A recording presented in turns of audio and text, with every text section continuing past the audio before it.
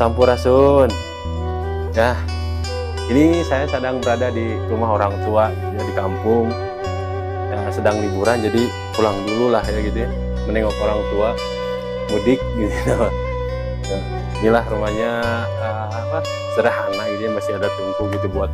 Ini sengaja tidak dibongkar karena inilah tempat kita berkumpul gitu ya. Kalau sore anak cucu ini ngumpul di sini ya, buat bercengkrama gitu ya.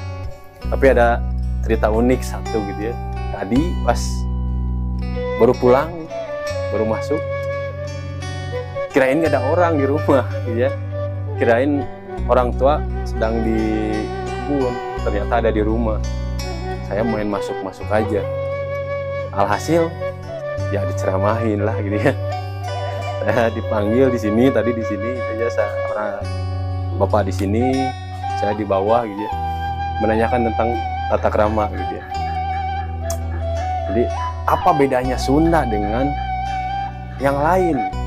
Saya jawab budaya. Bukan, karena budaya setiap suku punya budaya dan keunikannya masing-masing. Makanya Indonesia disebutnya adalah negara yang berbudaya, yang punyai beragam budaya. Terus saya jawab lagi, bahasa. Bukan, bahasa bisa berubah. Hari di sini saya ngomong Sunda, ke kota mungkin saya ngomong bahasa Indonesia, atau ke tempat lain saya mengikuti logat mereka. Ini bahasa bisa berubah. Tapi apa yang mencirikan kita orang Sunda? Ya.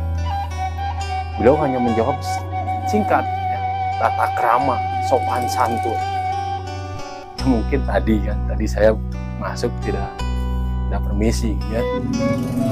Beliau menanyakan lagi, ya, apa tata krama artinya? Sopan santun? Bukan. Tata itu aturan, krama itu hormat. Jadi aturan menghormati siapapun, mau kemanapun, ke tempat siapapun kita harus menghormati. Walaupun ke tempat kosong sekalipun gitu ya, di situ ada yang menempati ya, walaupun kita tidak melihat, kita harus tetap tata krama kepada siapapun. Beliau bilang tata krama ini adalah dasar dari kehidupan, bertata krama. Bagaimana kamu mau dihargai orang lain kalau kamu tidak menghargai diri kamu sendiri? Jadi kalau saya menghargai orang lain, menghormati orang lain, itu sama saja menghormati diri saya sendiri. Bagaimana kamu mau dimuliakan, kamu pun tidak memuliakan diri kamu sendiri. Jadi pembahasannya mungkin sedikit sih, simpel ya, tapi itu emang menyadarkan gitu ya, bahwa oh iya, tata krama adalah dasar dari diri kita ya. Dari kecil kita dididik tentang tata krama, tentang sopan santun oleh orang tua, dan itu menjadi ciri kita, ciri pribadi kita.